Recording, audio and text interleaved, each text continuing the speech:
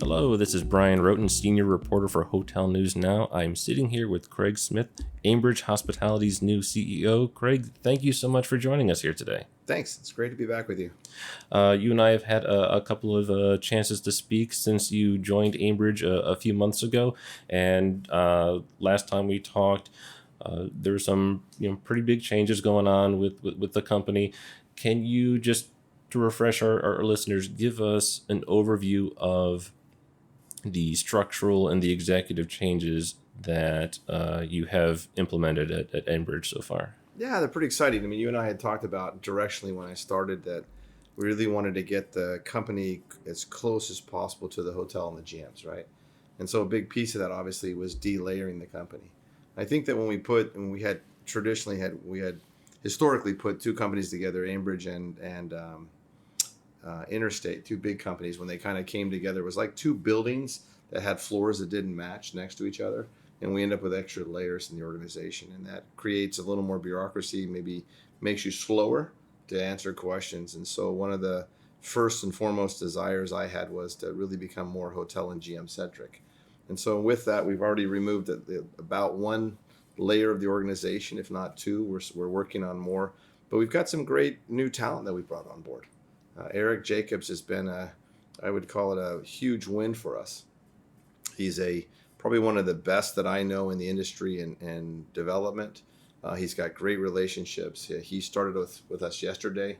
I think he wore a tie for the first time in the last 6 years. That was interesting to see on him. I want to see if he's still wearing the tie today. And I already asked him if he's closing any deals with us. We will be announcing later today a new CFO. Oh, wow. So that's very exciting also. So you're the first to know, by the way. I can't give you the name because it'll come out a little bit later today, but I can tell you it's somebody that's worked in the hospitality and food and beverage industry. They've worked with private equity before, helped grow companies, very much the right fit. It took us a while to find the right person, but I'm telling you, I'm really, really excited, and this person is going to help us really do wonderful things with our finance and accounting department.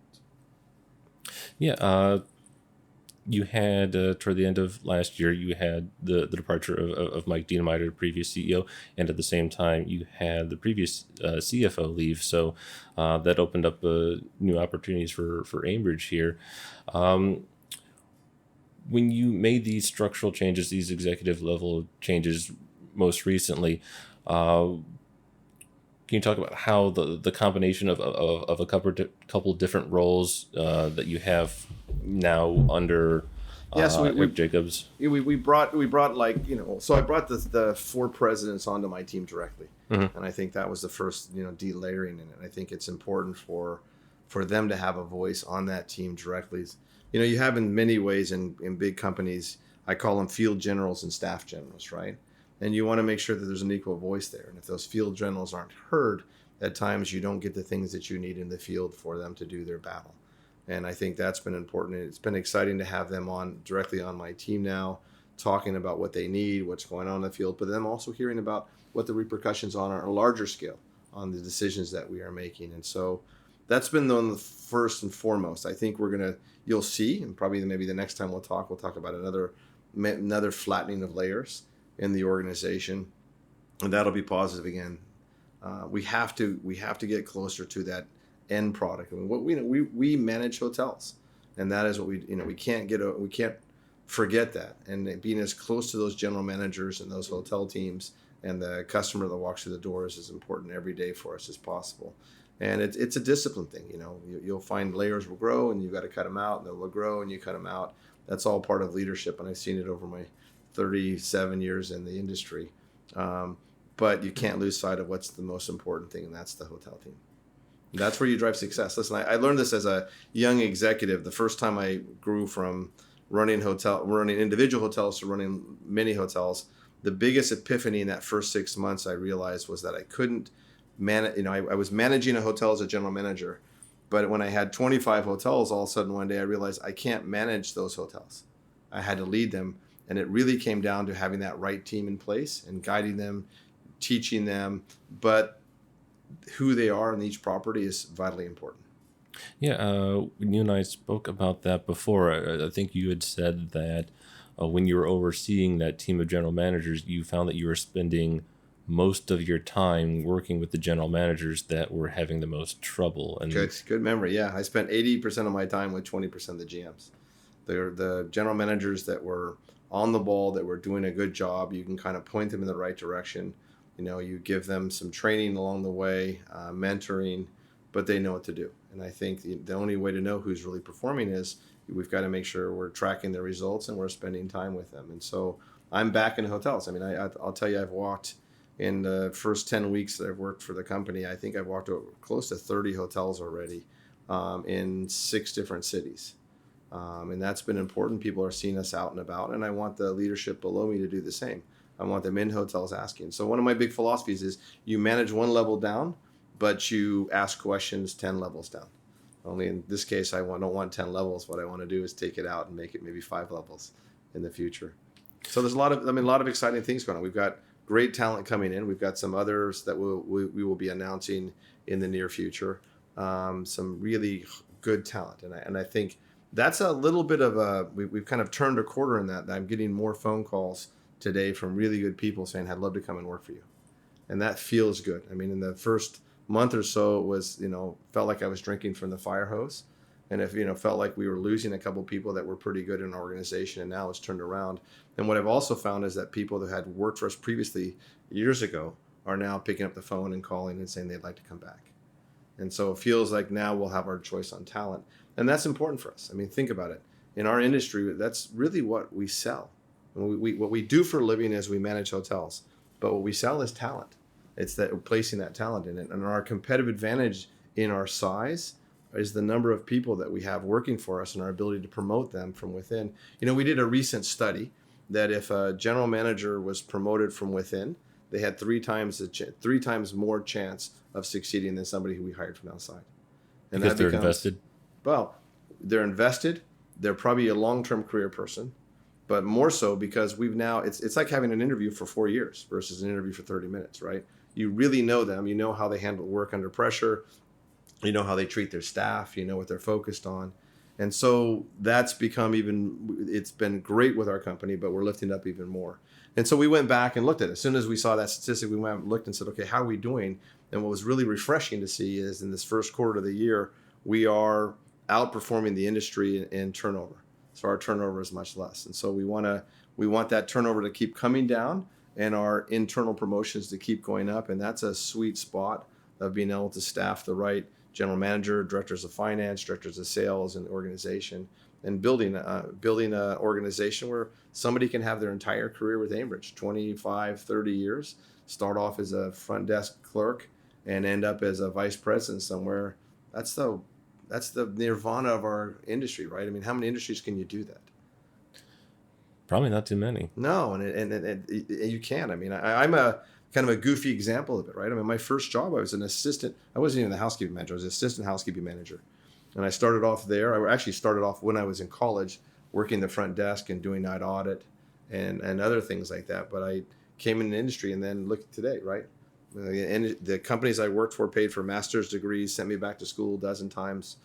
And this is for your listeners who are considering our industry, it's a fun industry, but it's an upwardly mobile industry, much more mobile than other industries. And our advantage as Aimbridge is our scale gives a chance for someone to work for a Hyatt hotel, a Hilton hotel, a Marriott hotel. They can work in resorts, city hotels.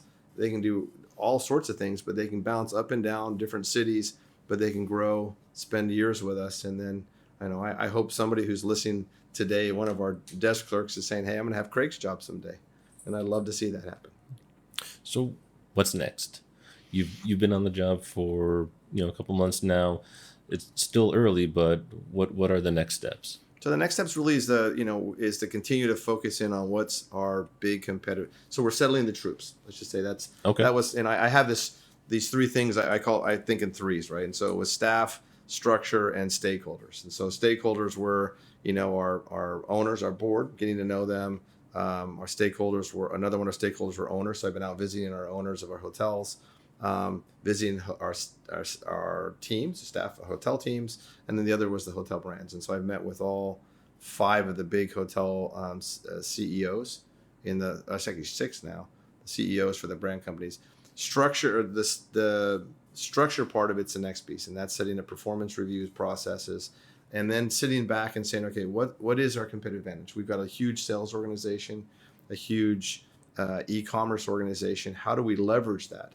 So if we have our advantages, because we have so many hotels, say in Dallas, we really know when Dallas is going to sell out, or if when one part of Dallas is selling out, our revenue team can shift rooms to another part of it. Same with our sales organization. Do you want a group room here this year? We can sell your group room somewhere else in another one of our hotels somewhere else. And so it's now about honing down and taking those, let's call them those core competitive advantages that Aimbridge has, and growing those and doubling and tripling down on those as we go forward.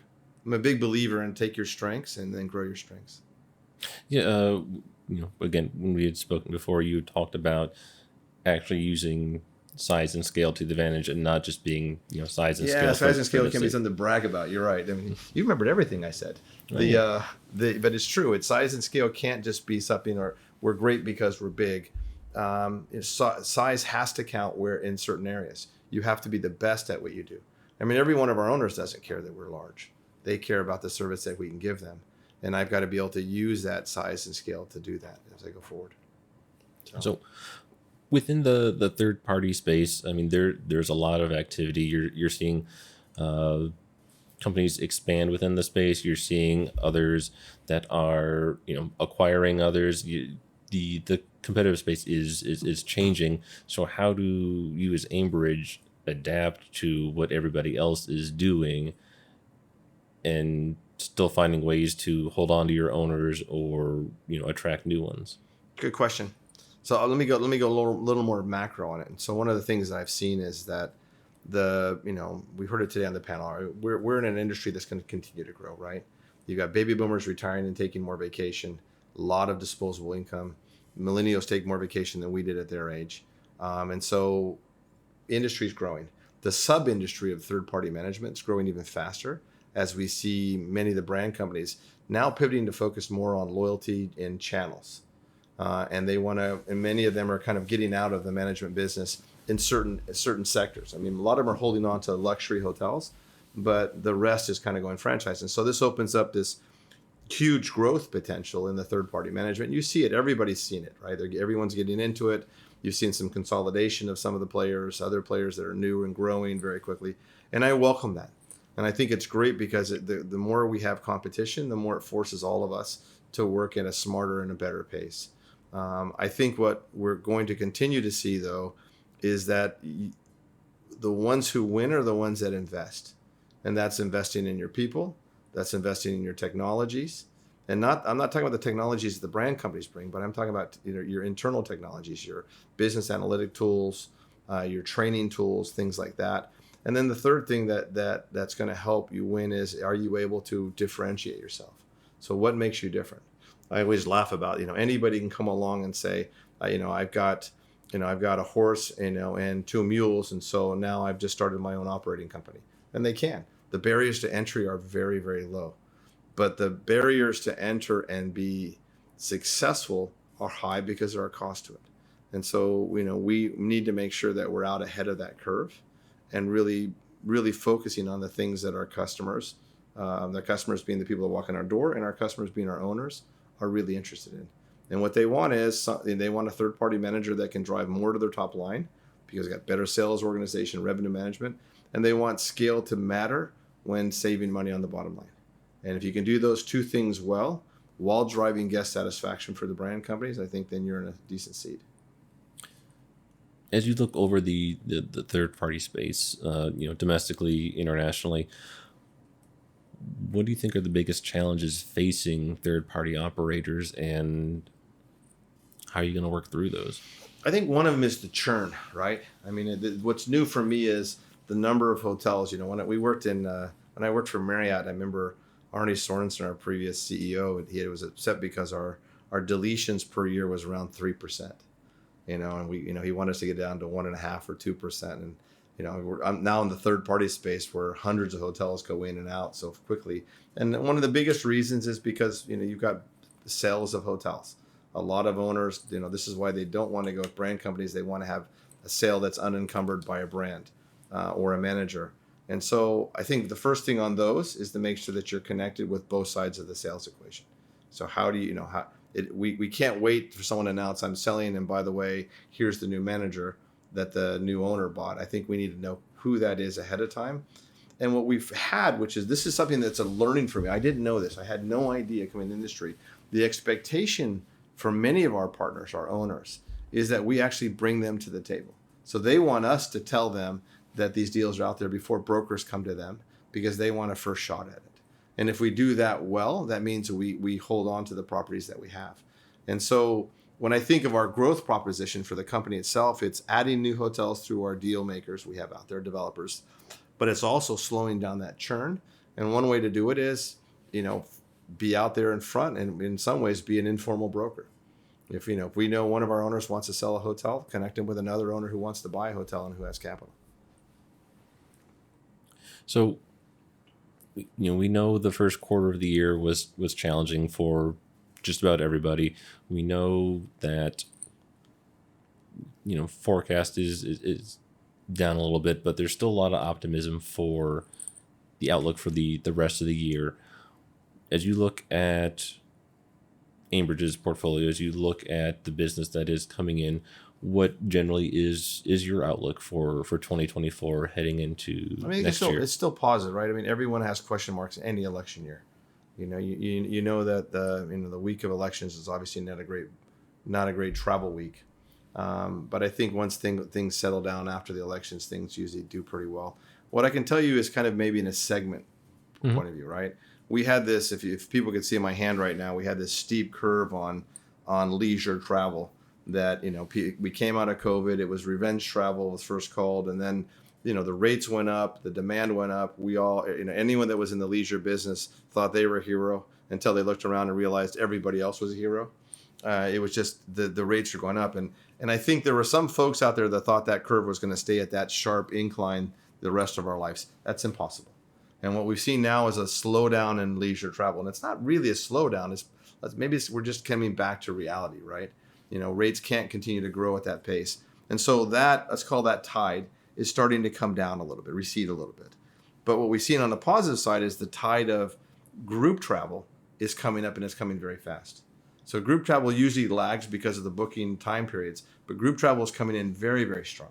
And so as we see that one tide go down, another tide coming up, what we're talking to our teams about is, let's make sure that we group up and we do it in the right time periods. And that's been very positive. The business traveler tide hasn't fully come back yet, but it's coming back. And so it's coming back. So you've got it's almost like three different tides on the same beach, right? One going out, one coming back slowly, and one coming back very quickly. And so what that equates to in many ways is that you just need to shift. You need to make sure that your hotels and your hotel teams are looking and saying, where's the business coming from in the future? I'll tell you an interesting story. Just to I ran a hotel in Thailand in the early 2000s, and we were there when we were hit by the tsunami. And that's a story for a different day. It was the most horrific experience. Well, when it ended, and we had cleaned up about 2 or 3 months later, and we cleaned the beaches, and we'd gotten through all the terribleness that happened, we woke up and realized nobody was coming back to the beaches in Phuket, Thailand. There were a lot of people that were superstitious in Asia and said there's ghosts on the beach and all sorts of things. And so there I am sitting in this resort hotel thinking, oh my gosh, I have all these employees that work for me that I need to feed. Their families have suffered, and I need to make sure that they can buy shoes and books and all these things. What am I going to do? And I went in, I did a normal Craig thing. I went in my office and powdered for about a day or two. And then I came out and said, let's make a plan. And what we did is we looked around and said, well, who's coming here? And there were tons of groups of NGOs. And so we ended up filling the hotel with NGOs, people that had come in to work on everything that happened after the tsunami. They were there for a couple of years. And that hotel actually won Hotel of the Year because we had a banner year. And so the moral of the story is, if the tide goes out in one place, look where the tide's coming in and try to be on the cusp of it. And that's what we're talking to our teams about today. A little bit less in leisure. Let's group up and let's focus on business travel. So it's still positive. And if you look at the long term, I'm really bullish. This is why I came out of retirement, right? I couldn't resist. I mean, I didn't want to sit. It's like having your surfboard and sitting on the beach, and these great big waves are coming in. You're like, oh my gosh, am I going to miss those? I just took off my wetsuit, but I'm going to put my wetsuit back on and get back in the water and start paddling one more time. FOMO brought you back. It did. It did. Fear of missing out. I'm a millennial at heart, I guess. Well, we're coming up on our time here, but any final thoughts that you'd like to share? Yeah, I just say it's a fun industry, and I want to tell people that are listening out there, remember that. You think of the memories that you have traveling with your family or your loved ones or the air exploration. It's a fun industry to get out to, and it's a fun industry to work in. We are, no, when I go to cocktail parties or whatever, everybody wants to talk to the hotel people because it's a dynamic industry. And so I want to invite people who have thought about working in it, come work in our industry. And I want to tell people just continue to stay in hotels and travel. There's great experiences out there, great exploration all over the country and all over the world to be had. So talk about FOMO. I'll close with FOMO. Well, Greg, thank you so much for being with us. It's been great having you. And thank all of you for listening. And stick with Hotel News Now for further coverage.